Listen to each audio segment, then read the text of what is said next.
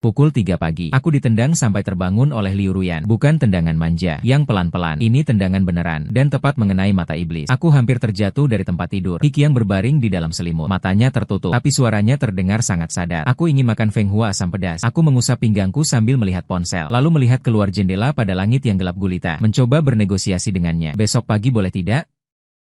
Tidak boleh. Dia membuka matanya. Di kegelapan, kedua matanya bersinar menakutkan. Yang di dalam perut ini juga ingin makan. Dia menggenggam tanganku, menaruhnya di perutnya yang sedikit membulat. Kau sentuh dia untukku. Hanya karena belum sempat makan bihun pedas asam. Aku merasakan getaran lemah di bawah telapak tangan. Diam selama 3 detik. Dia dulu adalah Nona Liu yang anggun dan berharga. Sekarang demi semangkuk bihun pedas asam. Bahkan omong kosong seperti ini bisa dia karang. Pergi atau tidak? Dia tanya.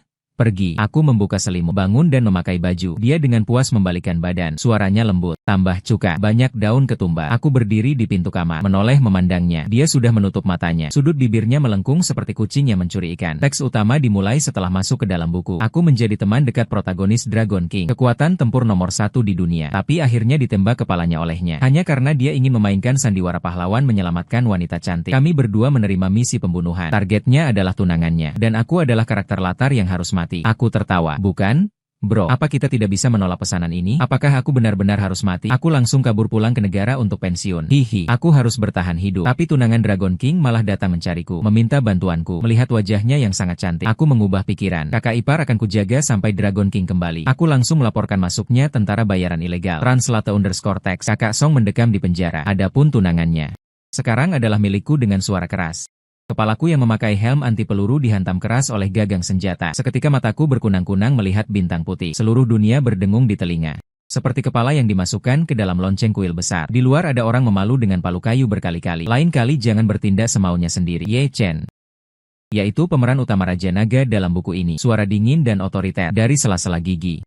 Setiap kata bagai pecahan es yang berhamburan. Dia menunjuk helmku dengan moncong senjata. Memperingatiku kata demi kata. Meskipun misi sudah selesai, tapi kau harus patuh pada perintahku. Mengerti? Meskipun kau adalah saudaraku, kalau ada lagi, aku akan menembak mati kau. Dalam rasa sakit dan telinga berdenging, aliran memori yang bukan milikku tiba-tiba membanjiri pikiranku. Aku masuk ke dalam novel. Masuk ke dalam novel Dragon King yang pernah kubaca ini. Menjadi alat terkuat sang Dragon King, anak buah Hikiang. Dan akhirku nanti 2 tahun kemudian dalam misi pembunuhan. Ditembak dari belakang oleh kakak baik ini di depanku. Hanya karena target pembunuhan adalah tunangannya. Dia ingin memainkan adegan pahlawan menyelamatkan wanita cantik. Dan aku adalah figuran yang harus dikorbankan. Persahabatan palsu, kutuk dalam hati. Siapa mau jadi alas silakan. Uang yang kudapat dari jadi tentara bayaran cukup untuk hidup 3 keturunan. Harus lari sekarang. Kakak, aku salah. Kugoyangkan kepala. Berpura-pura patuh seperti terbius pukulan. Ye Chen sangat puas dengan sikapku. Menarik kembali pistolnya. Menepuk bahuku. Baiklah kalau tahu salah. Kamu adalah lengan kiriku. Lengan kanan yang setia mengikutiku. Tak akan memperlakukanmu buruk. Aku menunduk menyembunyikan ejekan di mataku. Lengan kiri dan kanan hanyalah suku cadang yang bisa dilepas kapan saja. Misi selesai. Aku segera menemukan orang bernama Lu Hu di organisasi. Kemampuannya cukup baik. Hanya otaknya kurang encer. Selalu ingin sukses instan. Huzi, mau naik jabatan? Aku menyodorkan sebatang rokok. Langsung membuka topik. Matanya berbinar. Mengangguk keras. Translate_text. Mengambil risiko besar. Kakak Kiang? Aku bahkan memimpikannya. Sekarang ada kesempatan. Aku menepuk bahunya. Dengan nada suara yang dalam. Aku harus pulang ke Tiongkok untuk urusan pribadi. Posisiku ini ingin kuserahkan padamu. Dia gemetar sepenuh tubuh karena gembira. Hampir tidak percaya. Sangat berterima kasih padaku. Hampir ingin langsung bersujud padaku untuk menyelesaikan kambing hitam. Aku segera pergi menemui Ye Chen untuk berpamitan. Kakak? Keluargaku ada urusan darurat. Harus pulang ke Longkuo. Mungkin tidak akan kembali lagi. Dia mengerutkan kening. Sepertinya agak tidak puas. Aku mengacaukan rencananya. Translate_text. Kamu pulang kebetulan tunanganku Liu Ruyan sedang di dalam negeri. Tolong jaga dia baik-baik untukku. Jangan sampai dia mengalami kecelakaan apapun. Nadanya santai. Seperti sedang mengatur hal sepele yang tidak penting. Lagi pula dia adalah wanitaku. Jangan biarkan lalat yang tidak tahu diri menyentuh milikku. Dalam hati menyeringai dingin. Menyuruhku menjaga tunanganmu. Ini jelas ingin mempercepat kematianku. Tenang saja, kakak. Secara lahiriah ku jawab dengan sigap. Dalam hati justru berpikir aku tak mau terjebak dalam kekacauan ini. Semakin jauh dari kalian para pemeran utama pria wanita semakin baik. Dengan izinnya. Ku selesaikan semua prosedur dengan cepat sekali. Menjejakkan kaki di pesawat yang kembali ke negeri naga. Saat pesawat lepas landas. Translate_text. Selamat tinggal untuk selamanya. Raja Naga mulut miring. Aku sudah membeli sebuah apartemen mewah dengan pemandangan sungai di kota metropolitan Cina. Langsung berbaring di dalamnya setelah mendarat. Setiap hari bangun tidur secara alami, minum teh, menikmati pemandangan sungai. Hidup pensiunan seperti ini sungguh sangat menyenangkan. Kupikir hari-hari santai ini akan berlangsung terus. Sampai suatu sore 2 minggu kemudian, bel pintu berbunyi. Kulihat melalui lubang intip. Di depan pintu berdiri seorang wanita. Mengenakan setelan kerja haute couture. Beraura dingin, cantik luar biasa. Sekilas terlihat seperti pemeran utama wanita. Bahkan melalui layar. Wajahnya membuat hatiku berdebar, yang menyebabkan kepalaku meledak. Kenapa dia datang mencariku? Aku membuka pintu. Pandangannya yang dingin tertuju padaku. Halo, aku tahu kau adalah anak buah Ye Chen. Aku mencari kakakmu Ye Chen. Aku adalah tunangannya. Suaranya sama seperti temperamennya, penuh dengan jarak dan kedinginan. Melihat wajah cantik tapi penuh kegelisahan di depanku, hatiku mengumpat dengan gila. Kakak, apa kau tidak tahu kalau kaulah penyebab kematianku? Bahkan datang sendiri. Benar-benar ingin membuatku mati. Salam kakak ipar. Di luar aku tetap tenang. Mengundangnya masuk ke dalam rumah. Kakak berada di luar negeri adalah lembaga rahasia. Aku tidak bisa menghubunginya. Hanya dia yang menghubungi. Aku menuangkan segelas air untuknya. Dia memutuskan untuk menenangkannya dulu. Melihat apa yang sebenarnya ingin dia lakukan. Tidak bisa menghubunginya. Alisnya berkerut rapat. Rasa jijik di matanya semakin dalam. Aku mencarinya hanya untuk membicarakan pembatalan pertunangan. Pernikahan yang diatur orang tua ini. Aku tidak ingin mempertahankannya sedetik pun. Ternyata ingin membatalkan pertunangan. Ini memang sama seperti di cerita aslinya. Dia hanya punya rasa antipati terhadap Ye Chen, tunangannya yang belum pernah ditemui. Lalu setelah diselamatkan pahlawan, perlahan jatuh cinta pada sang Raja Naga yang suka mencibir. Dia kecewa karena tidak menemukan orang yang dicari, tapi tetap menjaga sopan santun dasar padaku. Berdiri dan bersiap untuk pergi. Kakak ipar sudah datang. Makan makanan ringan dulu sebelum pergi. Aku membujuknya untuk tinggal. Dia ragu sebentar, lalu mengangguk. Bilang warung tepi jalan di lantai bawah saja. Ingin tanya seperti apa calon suaminya itu. Baru saja duduk memesan beberapa hidangan. Masalah sudah datang. Beberapa preman mabuk di meja sebelah. Dengan rambut warna-warni. Berkeliling dengan goyah. Pemimpinnya si pirang. Matanya melirik tidak sopan ke arah Liu Ruyan. Ucapannya sangat kotor. Hatiku merasa kesal. Inikah aura protagonis wanita? Kemana-mana bawa masalah. Seperti magnet petaka berjalan. Liu Ruyan langsung berubah muram.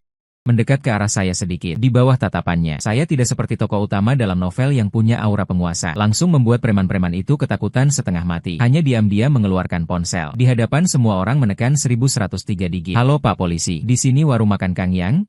Jalan Nanbin. Ada orang yang memprovokasi dan mengganggu perempuan. Suara saya tidak keras, tapi dalam lingkungan yang bising. Terdengar jelas di telinga para preman itu. Si pirang tercengang sejenak, lalu marah karena malu. Berani melaporkan ke polisi. Dia berteriak marah. Satu pukulan diayunkan ke arah wajah saya. Liu Ruyan mengeluarkan terikan rendah. Tubuh saya sedikit bergeser dengan mudah menghindar. Sambil mengulurkan kaki menyandung ringan. Rambut pirang langsung kehilangan keseimbangan. Seluruh tubuhnya jatuh keras ke tanah dengan posisi seperti anjing makan tai. Menyebabkan cipratan minyak di mana-mana. Berteriak kesakitan. Beberapa preman lain melihat situasinya juga ingin menyerang. Aku tidak ingin berlama-lama bertarung. Segera menarik Liu Ruyan. Dengan cepat mendorongnya ke jarak aman beberapa meter. Kita tunggu polisi datang. Ku bilang padanya kurang dari 3 menit. Suara sirine yang memekakan telinga semakin dekat dan beberapa polisi bergegas masuk. Mengendalikan beberapa preman yang masih berteriak-teriak itu. Sebagai pelapor dan korban, aku membawa Liu Ruyan aktif membantu memberikan keterangan. Keluar dari kantor polisi sudah setengah jam kemudian. Pandangannya yang menatapku. Penuh keheranan dan sedikit opini yang tak terungkap. Kukira kau akan berkelahi dengan mereka. Katanya dengan suara lembut. Untuk apa berkelahi?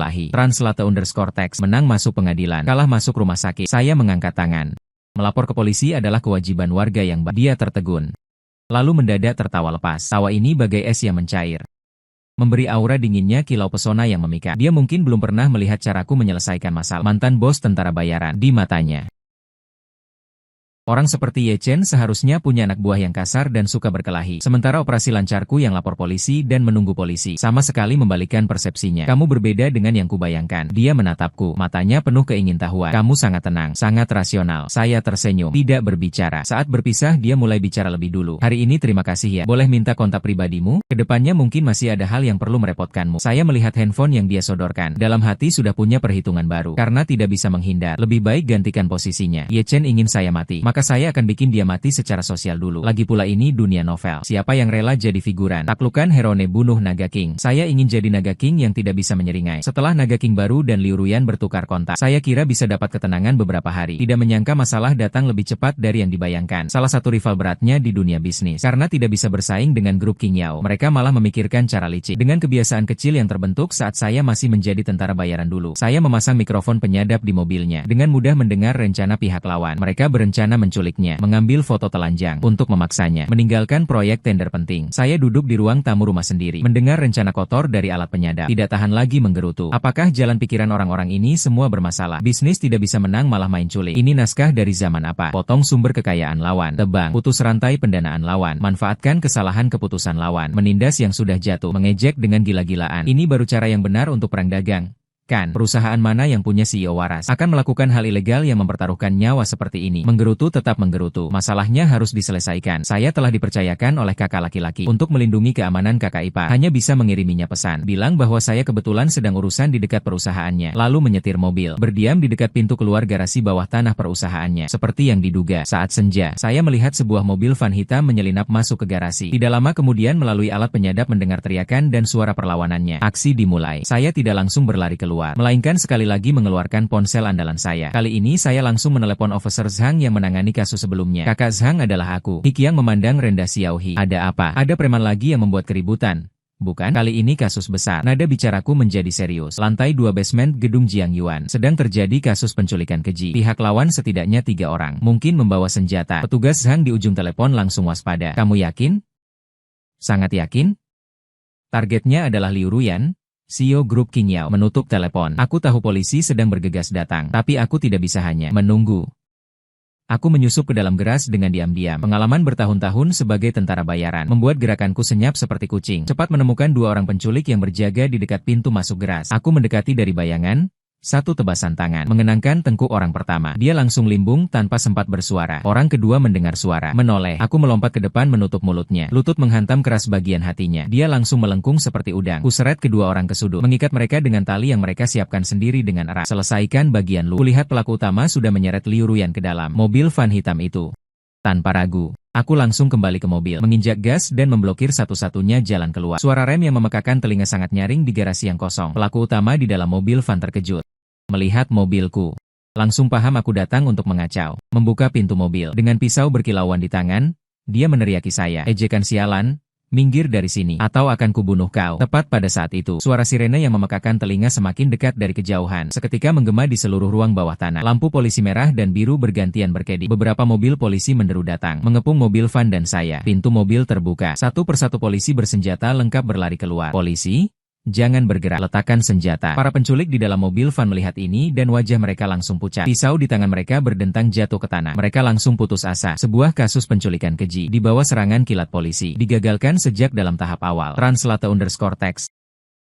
Dan sekali lagi saya sebagai pelapor kunci dan warga yang berani bertindak mendapat pujian besar dari petugas Zhang dan rekan-rekannya yang datang. Xiaohi, ternyata kamu lagi. Kamu benar-benar pembawa keberuntungan bagi tim kepolisian kami. Petugas Zhang menepuk bahu saya dengan kuat, penuh dengan pujian. Keesokan harinya, pimpinan kantor secara pribadi mengirimkan saya sebuah spanduk penghargaan warga baik yang cerdas dan berani. Di depan banyaknya kamera media, saya dengan wajah rendah hati berkata ini semua adalah yang seharusnya saya lakukan. Tapi dalam hati sangat senang. Sekali lagi memberikan setoran kinerja dan juga memperkuat pengenalan wajah. Pengalaman ini sangat menguntungkan setelah melalui 2 bahaya. Liu Ruyan mengembangkan ketergantungan yang kuat pada saya. Cara dia memandang saya bukan seperti cara memandang saudara yang seharusnya dimiliki seorang kakak. Dia mulai aktif mengajak saya makan, nonton film, bahkan sering berbagi kekhawatiran pekerjaan denganku. Dalam hati aku mengolok-olok Nagaraja bisa menyelamatkan wanita cantik. Ternyata aku juga sama. Masalah berikutnya datang dengan cepat. Paman Liu Ruyan, Liu Weiguo, seorang munafik yang sudah kukenal dari karya aslinya, sudah lama mengincar posisi direktur grup farmasi. Dia mengajak Liu Ruyan makan di restoran mewah dengan dalih peduli pada keponakan perempuan, membicarakan urusan bisnis. Saat menerima teleponnya, aku sedang berbaring di sofa. Nadanya mengandung kelelahan dan penolakan yang sulit disadari. Aku langsung merasa tidak enak. Aku temani kamu pergi. Anggap saja sebagai sopir sekaligus bodyguard. Aku mencari alasan. Dia ragu sebentar, menyetujui di luar ruang VIP restoran. Aku beralasan pergi ke toilet, berkeliling ke lorong layanan di sisi ruang box. Ada celah halus di pintu. Aku melihat dengan mataku sendiri melalui sana. Liu Weiguo mengambil kesempatan saat Liu Ruyan menunduk melihat menu. Menuangkan sebungkus bubuk putih ke dalam gelas anggur merahnya. Gerakan menggoyang gelasnya terampil dan alami. Wajahnya masih disertai senyum kasih sayang yang palsu. Amarah membakar hatiku seketika. Orang-orang yang mengelilingi wanita utama ini benar-benar sampah masyarakat satu demi satu. Tapi aku tidak langsung menerobos masuk. Kemarahan tidak menyelesaikan masalah. Ketengan dan bukti yang bisa. Aku mengeluarkan ponsel dan mengarahkannya ke celah pintu. Merekam seluruh proses Liu Weiguo memasukkan obat dengan jelas. Lalu mundur ke ujung koridor. Sekali lagi menghubungi telepon petugas Zhang. Kali ini aku tidak mengatakan penculikan, hanya mengatakan dicurigai percobaan pemberian obat dengan maksud jahat. Aku sengaja menekankan 2 kata, percobaan. Dengan begitu polisi bisa merespon lebih cepat. Sifatnya juga lebih jelas. Setelah menelepon, aku kembali ke pintu ruangan menunggu. Tidak lama kemudian, melihat Liu Ruyan memegang keningnya, berjalan limbung keluar. Kesadarannya mulai kabur. Wajah cantiknya memerah. Tidak wajar Ruyan. Kau terlalu banyak minum. Paman akan antar kau ke atas untuk istirahat. Liu Weiguo berkata sambil setengah menyeret setengah menggendongnya menuju lift. Sekaranglah waktunya, aku tak lagi menunggu, melesat maju. Sekali tendang membuka pintu ruangan di depan mereka. Suara keras membuat Liu Weiguo kaget setengah mati. Hai binatang, apa yang kau lakukan padanya? Aku berteriak marah bagai halilintar di siang bolong. Dalam pandangannya yang kaget dan bersalah. Pukulan kanan yang cepat dan tepat menghantam keras dagunya. Dia menjerit kesakitan, terhempas ke lantai. Mulutnya penuh darah. Aku segera melepas jaketku sendiri, membungkus Liu Ruyan yang tidak sadarkan diri dengan erat. Dia berkata-kata tak karuan sambil memanggil namaku. Seluruh tubuhnya lemas tergolek di pelukanku. Tepat pada saat itu, beberapa polisi menerobos masuk. Mereka melihat Liu Weiguo terbaring di lantai merintih kesakitan. Melihat Liu Ruyan dalam kondisi yang jelas-jelas tidak normal di pelukanku, serta ponsel bukti video yang sedang diputar yang kuserahkan pada mereka. Situasinya menjadi jelas sekilas. Bapak polisi, sambil memeluk Liu Ruyan, dengan tenang ku bicara pada polisi yang memimpin. Orangnya sudah kutangkap. Bukti pemberian obatnya ada di sini. Dia ingin membawa temanku ke kamar yang sudah dipesan di lantai atas. Kartu kamarnya seharusnya ada di tubuhnya. Sisanya serahkan pada kalian. Setelah berkata, aku tidak lagi melihat Liu Weibo yang seperti anjing terlantar. Sekilas memeluknya. Di tengah pandangan rumit orang banyak, melangkah besar meninggalkan restoran. Aku tidak langsung mengantarnya pulang, melainkan didampingi polisi. Pertama menyetir mengantarnya ke rumah sakit terdekat. Kabar gembira IGD. Setelah memastikan tubuhnya tidak apa-apa, aku baru menghidupkan mobil lagi mengantarnya pulang. Mobil berhenti di depan pintu villa rumahnya. Dia sudah sedikit sadar, tapi efek obat belum sepenuhnya hilang. Pandangan matanya masih agak samar. Suasana di dalam mobil sangat sepi. Hanya ada suara napas kami berdua. Dia tidak turun dari mobil. Aku juga tidak mendesak. Di hatiku masih menggerutu paman mana yang memberi obat keponakan kandungnya sendiri. Alur ceritanya terlalu dramatis. Bukannya seharusnya dicuci otak dan dikendalikan sejak kecil. Translate_text. Lagi pula di drama TV selalu begitu digambarkan. Tepat saat aku melamun, Liu Ruyan di sampingku tiba-tiba bergerak. Dia menyergap tiba-tiba, memelukku erat dari samping, pipinya yang membara menempel pada leherku. Ikiang? Suaranya terdengar sendu dan penuh ketergantungan. Aku tahu kau diam-diam mengikutiku. Kau pasti bukan disuruh kakakmu. Ini berasal dari hatimu sendiri. Benarkan? Apa kau menyukaiku? Tanpa menunggu jawabanku, dia melanjutkan dengan nada yang nekat. Yang kusuka sekarang adalah kamu. Aku tidak ingin menjadi tunangannya. Aku bahkan belum pernah bertemu dengannya. Aku tidak ingin menjadi kakak iparmu. Nafas hangatnya berhembus di telingaku. Aku memeluk tubuh lembutnya, mencium aroma wangi di rambutnya. Jantungku berdebar kencang, sangat menggairahkan. Ini adalah Putri Raja Naga. Dengan suara tenang yang bahkan kuanggap berlebihan, aku secara tidak sadar berkata, kakak ipar? Efek obatmu belum hilang. Tapi dalam hati berteriak histeris. Tentu saja aku bukan dikirim oleh tunangan sialanmu. Bagaimana bisa jasaku direbutnya? Adik perempuannya adalah uangnya. Dia yang cari. Nyawa akhirnya juga kawan-kawan kami yang beri. Mana ada orang sebodoh itu di dunia ini? Mulutku menyuruhnya tenang. Tapi sebenarnya hatiku berharap sesuatu segera terjadi. Wanita Raja Naga akan segera menjadi milikku. Kurasakan pelukannya semakin erat. Pengakuannya bagai batu yang dilempar ke danau, membangkitkan riak di hatiku. Translate_text. Tapi di permukaan aku masih mempertahankan ketenangan terakhir. Aku dengan lembut menepuk punggungnya, menenangkannya dengan suara paling lembut. Setelah kau benar-benar sadar, kita bicarakan hal ini lagi. Ya, dia mengangguk dalam pelukanku. Tapi tubuhnya sama sekali tidak menunjukkan tanda-tanda melepaskan. Suasana di dalam mobil sudah sangat ambigu. Seolah-olah satu batang korek api saja bisa menyulutnya. Tepat pada saat itu, ponsel di saku bergetar dengan gila-gilaan. Ringtone sialan ini merusak suasana yang hampir sempurna ini. Dengan sedikit kesal, aku mengeluarkan ponsel. Saat melihat siapa yang menelepon, aku terdiam. Di layar muncul dua kata. Naga Raja adalah Ye Chen.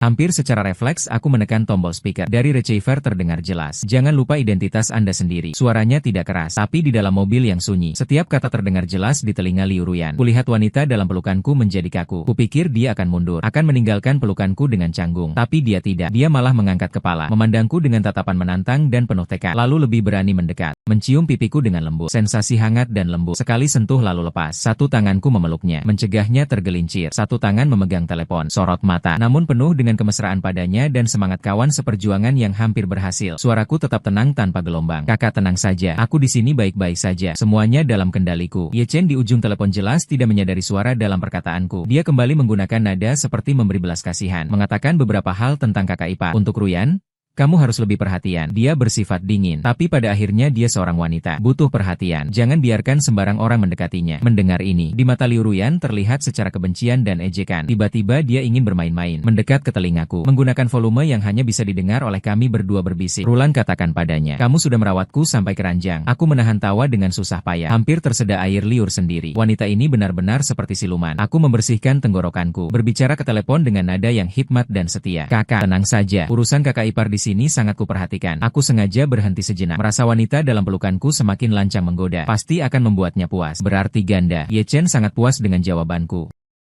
Bagus, tunggu aku kembali menaklukkan. Kakak iparmu akan mencatat jasamu besar. Setelah selesai bicara, telepon langsung ditutup. Mendengar nada sibuk dari telepon, aku tidak tahan lagi dan tertawa rendah. Sementara Liu Ruyan dalam pelukanku mengangkat kepala. Sepasang matanya yang berkilauan menatapku erat. Detik berikutnya dia tidak lagi ragu. Dengan sedikit mendongak, dia menyegel bibirku. Ciuman ini membawa kabut yang belum sirna dari efek obat. Membawa kelegaan setelah selamat dari bahaya. Lebih lagi membawa ketegasan untuk melepaskan diri dari belenggu. Suasana di dalam mobil langsung meledak. Ciuman ini tidak hanya mengukuhkan hubungan kami. Lebih lagi mewakili pernyataan perang sunyi terhadap naga raja di luar negeri itu yang mengira bisa mengendalikan segalanya. Kakak baik.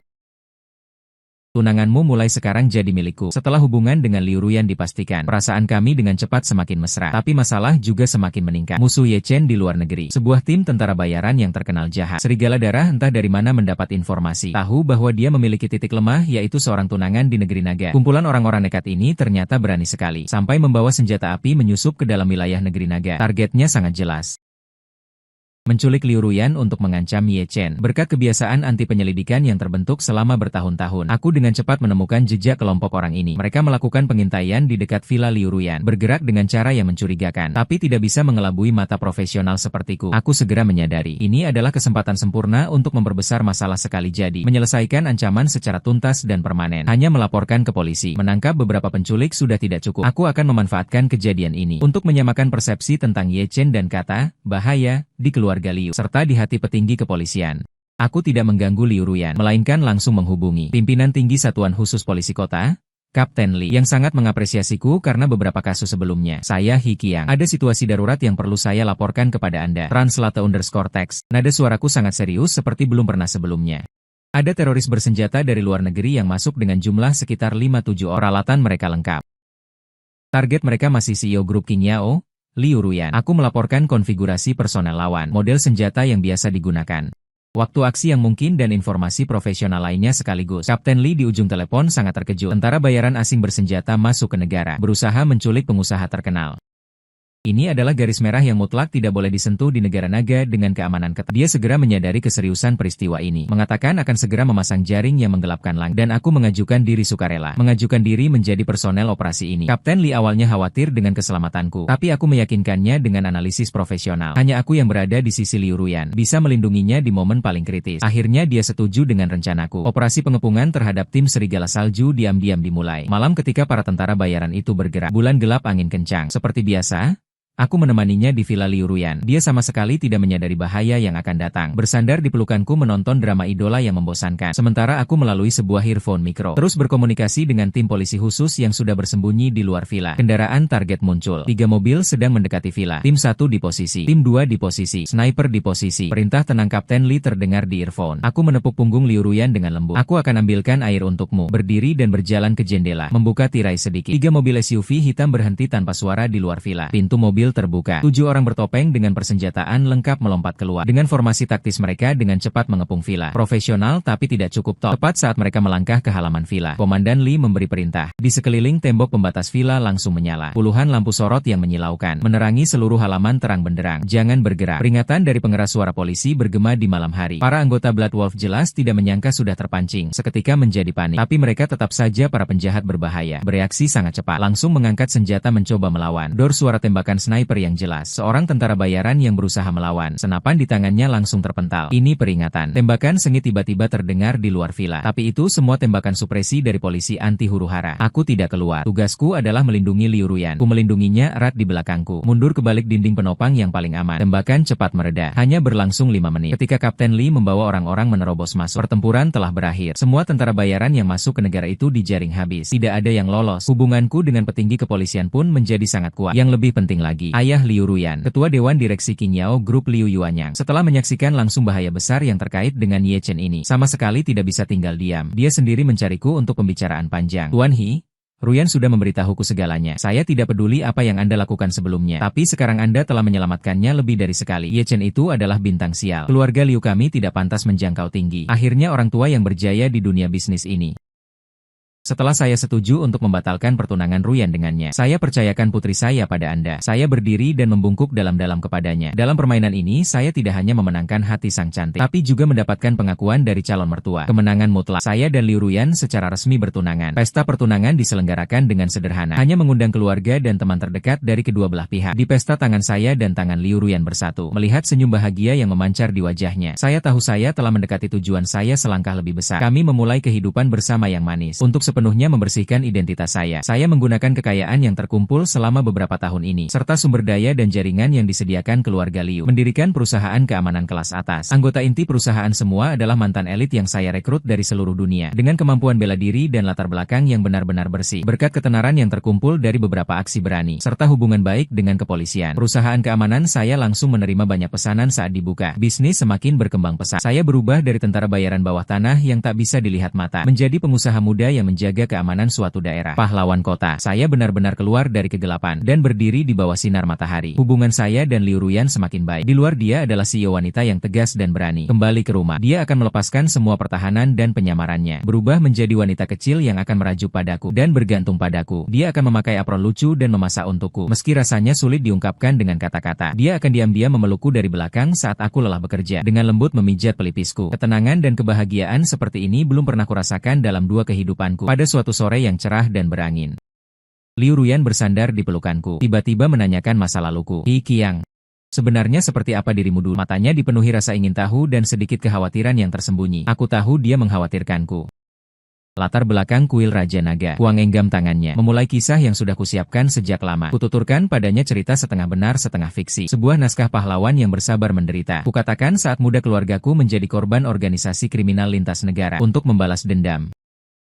Dan agar lebih banyak orang tidak menderita hal yang sama, bergabung dengan Dragon King Hall. Tujuanku adalah untuk menyusup di dalamnya, mengumpulkan bukti, akhirnya menghancurkan Dragon King Hall yang seperti tumor ganas internasional. Organisasi itu melakukan segala kejahatan. Ye Chen bahkan adalah iblis yang menganggap nyawa seperti rumput. Aku tinggal di sana, setiap hari seperti berjalan di atas es tipis. Aku menatap matanya, nada suaraku penuh dengan kesan dan kelelahan. Liu Ruyan mendengar ceritaku, matanya berbinar-binar, memelukku erat-erat. Dia merasa sakit hati dan bangga. Sakit hati dengan masa laluku, bangga telah jatuh cinta pada pahlawan sejati, bukan pada iblis yang membunuh tanpa berkedi. Aku membelai rambut panjangnya dengan lembut. Hatiku tidak merasa setengah pun bersalah. Menghadapi orang seperti Ye Chen, tidak ada cara yang berlebihan. Aku menikmati manisnya cinta, sambil menghitung waktu dalam hati. Mendekati adegan pembunuhan Liu Ruyan dalam cerita aslinya. Diam-diam aku menghubungi jalan harimau pengganti yang kudorong naik. Melalui beberapa obrolan yang menyindir, mengonfirmasi dia sudah mendapat kepercayaan penuh dari Ye Chen, menjadi tangan kanan terdekatnya. Waktunya hampir tiba. Jaringku yang terbentang luas, hanya menunggu naga sombong Ye Chen masuk sendiri.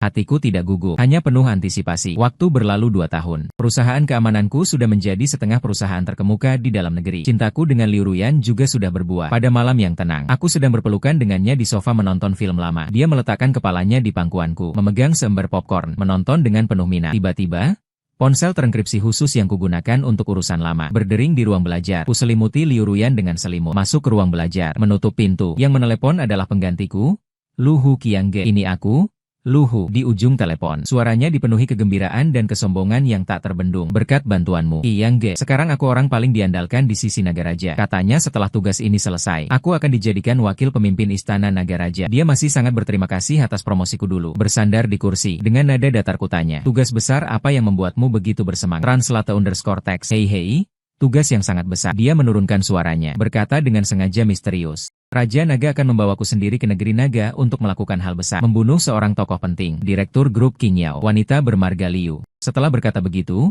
dia tertawa bangga beberapa kali. Aku mendengar ucapannya, tapi pandanganku menembus pintu ruang belajar, jatuh di ruang tamu. Pada wanita yang sama sekali tidak tahu, yang sedang serius menonton film itu. Pandanganku seketika menjadi sangat lembut, tapi di dalam hatiku adalah ejekan yang dingin. Saudara, kamu bahkan tidak tahu wanita siapa yang ingin kamu bunuh. Kamu bahkan tidak tahu wanita itu sekarang sedang berbaring di pangkuanku. Boleh juga. Translate_text. Aku terus memujinya dengan nada penuh pujian untuk membiusnya. Dia semakin besar kepala. Pasti dong, Kang Qiang. Setelah tugasku selesai, dan naga raja memberikan penghargaan berdasarkan jasa, aku pasti akan mentraktirmu makan besar di dalam negeri. Sebagai terima kasih atas bimbinganmu. Dia dengan antusias mengajakku. Baiklah.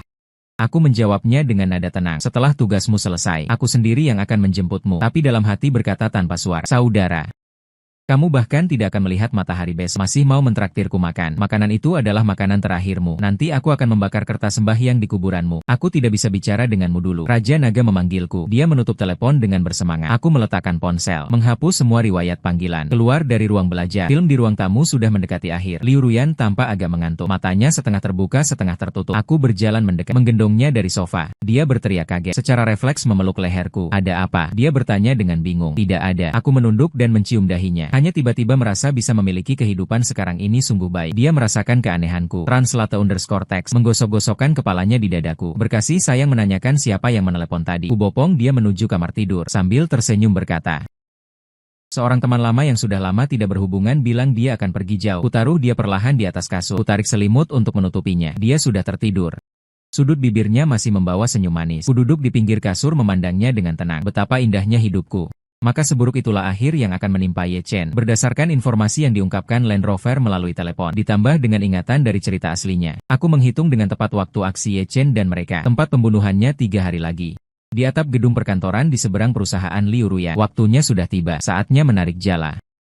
Kali ini aku tidak lagi memberikan petunjuk sama, melainkan memberikan intelijen yang konkret. Kepala tim Li, organisasi tentara bayaran yang terkenal buruk di luar negeri, pemimpin Istana Naga, Ye Chen, akan memimpin timnya menyusup ke dalam negeri 3 hari kemudian. Target mereka adalah CEO grup King Yao, Liu Ruyan. Metode operasinya adalah pembunuhan jarak jauh dengan sniper. Lokasinya di atap pusat Hongyuan yang berseberangan dengan gedung King Yao. Pelaku utama Ye Chen, wakilnya Lu Hu. Senjatanya adalah senapan sniper AX-50 serta beberapa pistol. Bahkan aku memberikan prediksi tentang sifat licik dan kejam Ye Chen, serta kemungkinan besar dia akan membunuh untuk melarikan diri. Juga kusampaikan kepada polisi. Kapten Li di ujung telepon terdiam sangat lama. Dia terkejut dengan keakuratan intelijen yang diberikan. Hikiang, atas nama kepolisian kota, saya berterima kasih padamu. Tenang saja, kali ini kami tidak akan membiarkan satupun kriminal yang berbuat kejahatan di negeri naga lolos dari jerat hukum. Peristiwa ini langsung ditetapkan oleh pihak berwenang kepolisian sebagai sejak berdirinya negara.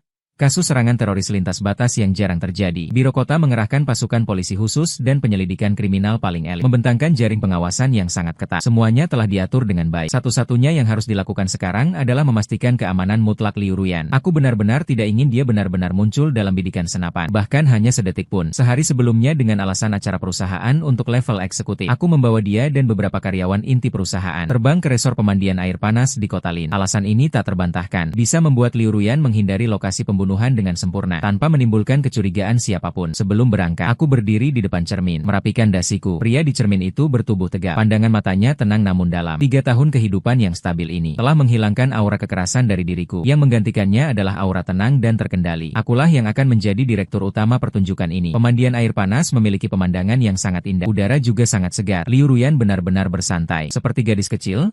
Dia menarik tanganku dan berjalan-jalan di pegunungan. Ponselku selalu berada di saku, diatur ke mode getar. Saat senja, ketika aku dan dia sedang berendam di pemandian air panas terbuka, menikmati bintang-bintang yang memenuhi langit. Ponsel bergetar perlahan. Kubuka dan melihatnya. Itu adalah sebuah pesan. Hanya beberapa kata singkat. Pesanmu ternyata cukup akurat. Pengirimnya adalah Kapten Li. Aku tersenyum kecil, menghapus pesannya, mematikan ponsel, bersandar di pelukanku, mendongak bertanya apa yang kulihat. Aku menunduk mencium ubun-ubunnya. Bukan apa-apa, melihat bintang. Kukuatkan pelukanku padanya. Pemandangan malam ini sungguh indah. Kuharap Ye Chen yang berada ratusan kilometer jauhnya juga menyukai kejutan yang kusiapkan untuknya. Di atap pusat Hongyuan pada hari pembunuhan, Lu Hu telah memasang AX-50. Dia menerawang mati-matian melalui teropong senapan ke seberang. Kantor direktur di lantai atas gedung King Yao. Dia tak tahu. Yang dibidiknya hanyalah model manusia tirian berbusana formal. Apalagi mengetahui dirinya telah dikunci erat oleh setidaknya 3 titik penembak jitu di atap sekeliling serta kamera tersembunyi di pintu masuk atap. Ye Chen yang bersembunyi di tangga lain. Mengamati semua ini melalui teropong. Melihat Land Rover hampir tak bisa bertahan. Sudut bibirnya melengkung membentuk senyuman kejam dan penuh keyakinan. Dia sudah mempersiapkan skenario selanjutnya. Menunggu Land Rover hampir membangunkan semua orang. Dia akan segera menyingkirkan anak buahnya ini. Lalu berlari keluar menyelamatkan tunangan tercintanya. Sebuah drama besar penyelamatan pahlawan. Bisa memenangkan hati sang kekasih. Sekaligus menyingkirkan bawahan yang tahu terlalu banyak rahasia. Sempurna dia mengangkat pistol yang sudah dilengkapi peredam suara. Membidik punggung yang tak waspada di atap gedung. Sebuah dentuman redup. Tubuh Land Rover bergetar hebat. Dia menoleh ke belakang dengan pandang pandangan tak percaya. Dia melihat wajah Ye Chen yang kejam dan tanpa ampun. Lalu dia terjatuh bersamaan dengan suara itu. Dahi bertambah sebuah lubang berdarah. Sampai mati pun dia tak tahu mengapa harus mati. Di tangan Dragon King yang paling dia kagumi, Ye Chen meniup asap tipis di mulut pistol, bersiap untuk bangkit dan melaksanakan langkah selanjutnya dari rencananya. Tepat pada saat itu, puluhan sorotan lampu yang menyilaukan. Cahaya menyala seketika dari segala penjuru, menerangi seluruh atap hingga terang benderang bagai siang hari. Mata Ye Chen tertusuk cahaya kuat hingga sama sekali tidak bisa membuka. Teriakan menggelegar yang memekakan telinga datang bersamaan dari segala arah. Jangan bergerak. Polisi bersenjata, letakkan senjata. Kamu dikepung. Dengung helikopter terdengar dari atas kepala. Aliran udara yang besar menerpanya hingga hampir tidak bisa berdiri tegak. Pintu masuk atap ditendang terbuka. Sekelompok polisi anti-riot bersenjata lengkap, memegang perisai anti kerusakan, mengalir bagai air bah ke dalam pada gedung-gedung di sekelilingnya.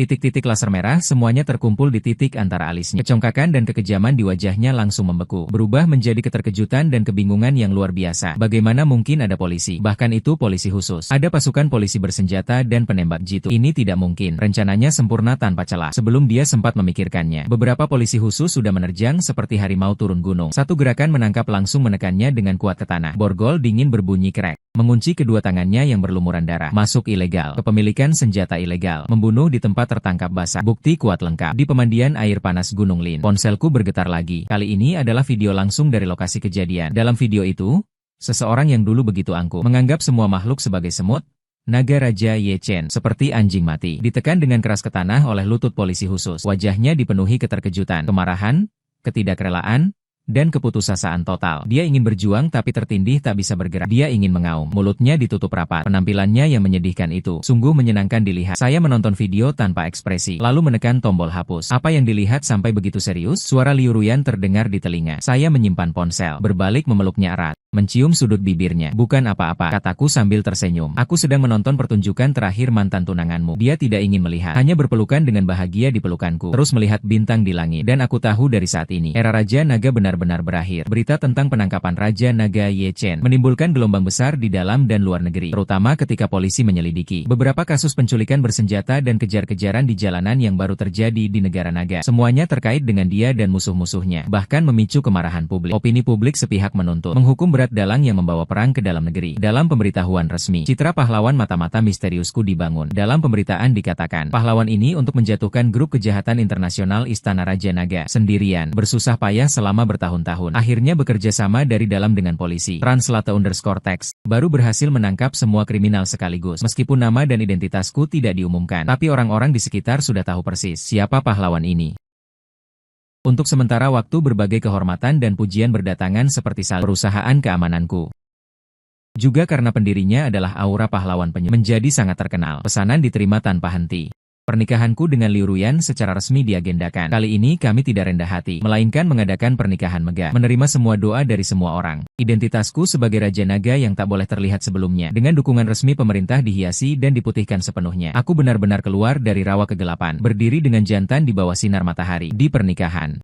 Setelah Ruyan mengetahui semua kebenaran, juga sangat bangga padaku. Aku memeluknya menikmati buah kemenangan yang terlambat ini. Sementara itu, kasus Ye Chen juga sedang diperiksa dengan cepat. Karena bukti kejahatannya nyata, dampaknya sangat buruk. Para petinggi Longkuo untuk memperkuat citra internasional sebagai wilayah terlarang bagi tentara bayaran, memutuskan untuk menangani dengan berat dan cepat dengan menjatuhkan hukuman untuk beberapa kejahatan. Ye Chen akhirnya dijatuhi hukuman mati. Dieksekusi pada hari yang sama saat vonis diumumkan. Awalnya aku menemani Liu Ruyan melakukan pemeriksaan kehamilan di rumah sakit. Ketika aku melihat judul berita tentang hukuman mati Ye Chen, hatiku tidak ada gejolak sama sekali, seolah hanya melihat hal kecil yang tidak berarti. Justru Liu Ruyan yang menghela napas pelan. Semuanya sudah berakhir. Aku menggenggam tangannya dan tersenyum. Tidak, hidup kita baru saja dimulai. Beberapa hari kemudian, aku menerima telepon dari Kapten Li. Dia memberitahuku, hukuman mati Ye Chen akan dilaksanakan lusa. Menutup telepon, aku menatap tanggal yang telah kugambar lingkaran merah di kalender dengan tatapan tenang. Sudah waktunya untuk menyelesaikan ini. Aku ingin membuatnya melihat dengan mata kepalanya sendiri. Sehari sebelum Ye Chen dieksekusi, aku membawa Liu Ruyan yang sudah hamil 5 bulan ke penjara narapidana berat tempat dia ditahan. Melalui koneksi Kapten Li dan pengaruhku, kami dengan mudah mendapatkan kesempatan kunjungan khusus. Di balik sekat kaca anti peluru yang tebal, aku melihat sosok Dragon King yang dulu begitu angkuh dan tak tergoyahkan. Dia mengenakan seragam narapidana abu-abu. Kepalanya dicukur, wajahnya dipenuhi janggut. Mata yang dulu tajam dan berwibawa, ini hanya menyisakan kekeruhan dan kematian. Dia duduk di sana, seperti patung tanpa jiwa, sampai melihat kami. Ketika pandangannya jatuh pada Liu Ruyan, terutama pada perutnya yang jelas membuncit, Chin. Matanya yang mati seketika menyala dengan api kegilaan. Dia tiba-tiba bangkit dari kursinya, menerjang ke kaca, memukul-mukul dengan gila. Mulutnya mengeluarkan raungan seperti binatang buas. Tapi kaca tebal mengisolasi semua suara. Aku menarik Liu Ruyan berjalan perlahan ke depan kaca, memandangnya dari atas. Aku tahu dia bisa membaca bibir. Aku tersenyum, dengan ekspresi paling lembut dan tak berbahaya. Berkata pelan padanya dengan gerakan bibir. Sungguh indah, lihatlah mantan tunanganmu. Sekarang dia milikku. Sambil berkata aku memeluk Liu Ruyan dengan lembut ke dalam pelukanku. Dia juga dengan sangat kooperatif menempelkan kepalanya dengan mesra di bahuku. Wajahnya dihiasi senyum bahagia dan malu-malu. Tangannya dengan sengaja atau tidak sengaja mengelus perlahan perutnya yang sudah membulat. Gerakan ini bagaikan pisau paling tajam, menusuk dengan keras ke dalam jantung Ye Chen. Matanya memerah, pembuluh darah dari leher hingga dahi. Seluruh wajahnya berubah bentuk karena kemarahan dan penghinaan. Semakin gila-gilaan memukul kaca. Buku-buku jarinya sampai berdarah. Aku melihatnya dalam keadaan mengamuk itu. Senyum di sudut bibirku semakin dalam. Aku melanjutkan dengan gerakan bibir mengucapkan doa terakhirku. Dia juga mengandung anakku, Ye Chen. Aku mendekat ke kaca, menatap langsung matanya yang nyaris menyemburkan api. Dengan gerakan bibir paling merendahkan,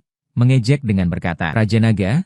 Apa artinya kau? Perkataan Raja Naga ini menjadi jerami terakhir yang menghancurkannya. Dia seolah disedot. Seluruh tenaga dalam tubuhnya juga seperti benar-benar gila. Kedua matanya memutih, meneriakkan, menggunakan kepala menghantam kaca anti peluru dengan keras. Duk duk duk. Suara benturan yang berat. Satu suara demi satu suara membuat bulu kuduk merinding. Segera beberapa petugas penjara bergegas masuk, menekan dia yang sudah seperti orang gila dengan kuat ke lantai. Secara paksa menyeretnya keluar. Aku tidak lagi menatapnya. Memeluk istriku berbalik pergi. Di belakang adalah teriakan putus asa hingga puncak Raja Naga dan jalan buntu. Cerita yang menjadi milikku baru saja dimulai. Akulah satu-satunya Raja Naga di dunia ini yang tidak akan menyunggingkan mulut. Tamat.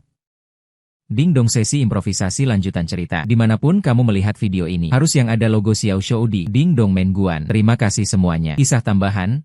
Keseharian pensiun Raja Naga. Setelah menikah, aku baru sadar Liu Ruyan punya sifat tersembunyi. Saat hamil, dia sangat merepotkan. Bukan merepotkan yang manja, tapi merepotkan dengan percaya diri. Contohnya jam 3 pagi, dia membangunkanku. Matanya berbinar-binar menatapku. Hi Qiang, aku mau makan suan laven. Kulihat keluar jendela langit yang gelap gulita, lalu melihat jam di ponselku. Mencoba bernegosiasi dengannya. Besok pagi kubelikan untukmu, boleh tidak? Tidak boleh, jawabannya singkat dan tegas. Tangan sudah membuka selimut. Sekarang juga ingin makan. Yang kecil di dalam perut juga ingin makan. Dia menunjuk perutnya yang sedikit membuncit. Ekspresi wajahnya seperti bilang, terserah kamu. Aku menarik napas dalam-dalam. Bangun dan memakai baju. Turun tangga. Saat menyalakan mobil, aku menghela napas pada bayanganku di kaca spion. Dulu aku juga tokoh terkenal di kalangan tentara bayaran. Sekarang jam 3 pagi keluar rumah beli Venpi asam pedas. Inikah kehidupan pensiun Raja Naga? Cinta-cinta. Mengemudi setengah kota baru menemukan toko yang masih buka. Pemiliknya menguap sambil memasak Venpi untuk memandiku 2 kali lagi. Beli untuk istri ya, sedang hamil. Sudah susah ya? Bro, dia menepuk bahuku dengan tatapan penuh simpati orang yang sudah berpengalaman. Aku membawa pulang bihun pedas asam. Membuka pintu, menemukannya sudah duduk menunggu di meja makan. Sumpit pun sudah disiapkan. Matanya seperti kucing kecil yang menunggu diberi makan. Aku menuangkan bihun ke dalam mangkuk, mendorongnya ke arahnya. Dia menunduk dan menyantap sesuap. Menghela napas lega, lalu menyantap sesuap lagi. Tiba-tiba mengerutkan kening. Ada apa? Terlalu asam. Dia memandangiku dengan wajah penuh kekesalan. Kamu beli cuka apa? Kamu sendiri yang bilang mau makan bihun pedas asam. Tapi ini terlalu asam kan? Aku memandangnya lalu melirik mangkuk bihun itu, mengambilnya dan mencicipi sesuap. Tidak ada bedanya dengan sup asam pedas yang biasa dimakan. Baiklah, indera perasa wanita hamil. Aku mengalah. Lalu apa yang ingin kamu makan? Aku ingin makan yang manis. Tadi bukannya ingin makan yang asam, sekarang sudah tidak ingin lagi. Dia mengedipkan mata, dengan sikap yang sangat meyakinkan. Aku terdiam selama 3 detik. Berdiri. Mau makan manis apa? Kue stroberi yang dari toko roti rumahan itu, yang jaraknya 8 km dari rumah kita. Aku melirik keluar jendela melihat langit yang gelap gulita, lalu menatap matanya yang berkilauan, mengambil kunci mobil dan keluar lagi. Saat kembali, hari hampir subuh. Dia menghabiskan kuenya, tertidur dengan perasaan puas dan lega. Masih ada sisa krim di sudut mulutnya. Tangannya bertumpu pada lenganku. Napasnya ringan dan lembut. Tatap wajahnya yang tertidur seperti malaikat. Pikirku, inilah takdir mungkin. Lalu kuseka lembut krim di sudut mulutnya. Kutarik selimut dan menyelimutinya dengan baik. Kemudian aku berbicara dengan beberapa rekan di perusahaan yang sudah menjadi ayah. Mereka satu persatu melayangkan pandangan penuh simpati. Biasakan saja, ini masih tahap awal. Tunggu sampai anaknya lahir, baru kau akan tahu. Dengan rendah hati aku bertanya, tahu apa? Mereka tersenyum misterius dan tak berbicara lagi. Hari ketika anak itu lahir, aku berdiri di luar ruang bersalin selama 4 jam. Selama itu Kapten Lee mengirimiku sebuah pesan. Translate_text. Kasus Ye Chen sudah dieksekusi. Aku membalas, tahu, menaruh ponsel kembali ke saku. Terus menatap lampu merah di atas pintu kamar bersalin. Saat pintu terbuka, suster menggendong sesuatu yang keriput keluar bilang ibu dan anak selamat. Aku mendekat dan melirik. Benda kecil itu, matanya bahkan belum terbuka, mengepal. Mulutnya mencibir-cibir seperti monyet kecil. Aku menatapnya lama-lama. Perasaan tak terungkap mengalir dalam hati. Hidung agak asam, seperti Liu Ruyan terbaring di ranjang rumah sakit. Wajah pucat.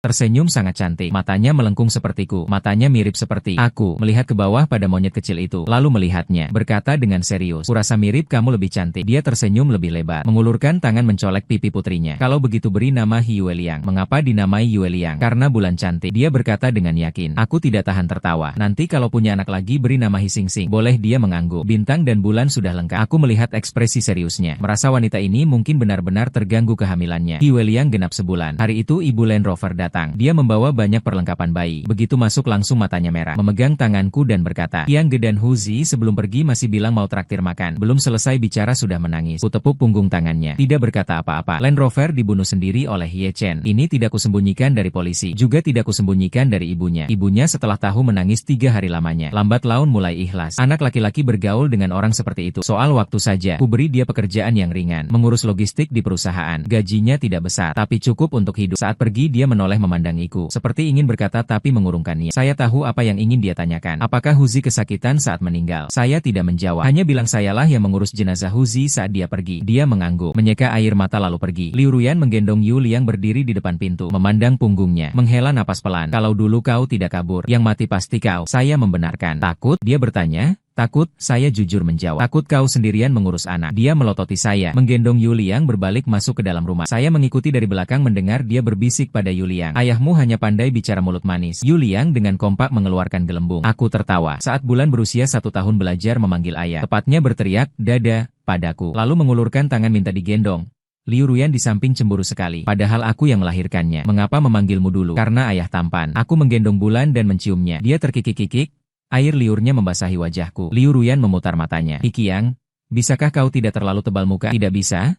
Jawabku dengan percaya diri. Ayah yang sudah punya anak pasti tebal muka. Dia melemparkan bantal ke arahku. Aku menghindar. Bulan dalam pelukanku tertawa lebih riang. Kemudian saat bulan berusia 3 tahun, kami punya anak laki-laki lagi. Liu Ruyang benar-benar menamainya Hi Sing. Bintang. Bintang lebih sulit diurus daripada bulan. Tengah malam menangisnya sangat keras. Seluruh gedung bisa mendengarnya. Suatu kali aku menggendongnya berputar-putar di ruang tamu. Bulan mengintip dari kamar tidur. Dengan mata mengantuk bertanya pada ayah. Mengapa adik terus menangis? Karena dia tidak mau tidur. Lalu mengapa dia tidak mau tidur? Karena dia bodoh. Bulan berpikir sejenak, dengan serius berkata, adik bukan bodoh, dia padaku. Aku tertegun sejenak, lalu tertawa terbahak-bahak. Liu Ruyan dari kamar tidur terdengar suara Hi Qiang. Jangan ajari anak hal buruk. Aku segera menggendong Bintang berputar 2 kali. Anak ini akhirnya tenang, menutup mata, masih mengempeng dot di mulutnya. Tangan mungilnya menggenggam jari saya. Saat bulan berusia 5 tahun, suatu hari pulang dari taman kanak-kanak, dengan penuh misteri menarik baju ayah saya. Hari ini guru bertanya pekerjaan ayah kami apa. Saya berjongkok memandangnya. Kamu bilang apa? Dia berpikir sejenak. Aku bilang ayahku dulu pahlawan super, sekarang jadi direktur utama. Saya tertawa. Siapa yang bilang ayah dulu pahlawan super? Ibu yang bilang. Dia berkedip. Ibu bilang, kamu dulu sangat hebat, mengalahkan banyak penjahat. Saya menoleh memandang Liu Ruyan yang sedang memasak di dapur. Dia pura-pura tidak mendengar, tapi ujung telinganya memerah. Aku berbalik menatap bulan. Lalu menurutmu sekarang ayah menjadi apa? Dia memiringkan kepala berpikir lama. Dengan serius berkata, sekarang menjadi ayah. Ku bopong dia, ku cium sekali. Jawabanmu benar. Malam hari setelah bulan tertidur, aku bersandar di ambang pintu dapur menatap Liu Ruyan mencuci piring. Dia tidak menengok. Melihat apa? Melihatmu. Dia tidak berkata. Telinga besarnya semakin merah. Aku berjalan mendekat dan memeluknya dari belakang. Dagu, ku sandarkan di pundaknya. Liu Ruyan, terima kasih. Tangannya berhenti sebentar. Terima kasih untuk apa? Terima kasih. Waktu itu datang mencariku. Dia tidak bicara. Sebentar kemudian dia bersandar pelan di pelukanku. Suaranya sangat pelan. Kalau waktu itu aku tidak mencarimu, sekarang kamu akan seperti apa? Aku berpikir sebentar. Mungkin sedang berjemur di pantai manapun. Lalu aku berhenti sebentar. Lalu seumur hidup tidak akan tahu. Ternyata menjadi ayah begitu melelahkan. Dia tertawa. Tertawa sampai bahunya berguncang-guncang. Di luar jendela cahaya bulan sangat terang. Di ruang tamu mainan bulan dan Bintang berserakan di lantai. Dapur masih dipenuhi aroma daging merah yang harum. Aku memeluknya. Dia bersandar di bahuku. Tak ada yang berbicara. Setelah lama sekali, dia tiba-tiba membuka mulut. Qiang, kamu bilang bulan nanti akan menikah dengan orang seperti apa? Aku segera cemberut. Tidak menikah. Siapa yang berani menikahi putriku? Aku akan patahkan kakinya. Dia tertawa sambil menepukku. Kamu ini bagaimana sih? Begitu saja. Aku dengan penuh keyakinan. Kecuali dia bisa bangun jam 3 pagi untuk membeli bihun pedas asam. Dia tertawa semakin keras. Berbalik menatapku. Matanya berkilau. Hi Qiang?